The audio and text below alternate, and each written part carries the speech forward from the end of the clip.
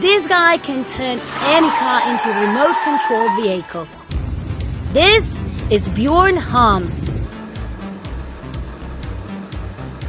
Bjorn is a computer technician from the Netherlands.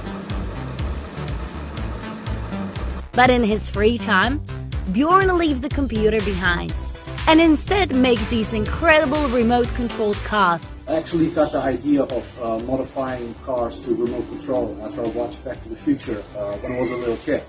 And the scene where Doc just drove the DeLorean over the parking lot just always stayed with me, and I just had to try it someday.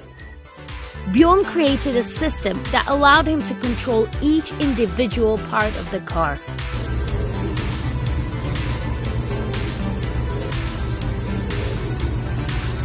All from a single remote control. The steering is controlled by a motor. The throttle by a servo.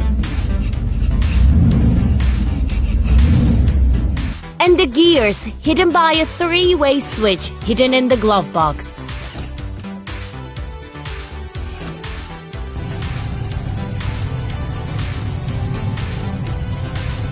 So far, Bjorn has made 3 different remote-controlled cars.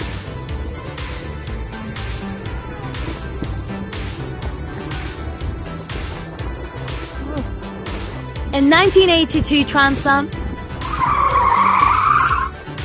a 1981 DeLorean, and 2006 Corvette.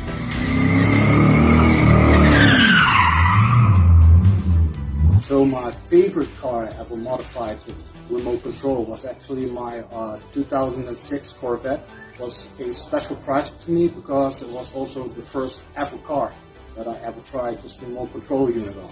But Bjorn's not done. He's currently modding another kit from the classic TV series Knight Rider. And we can't wait to see how it turns out.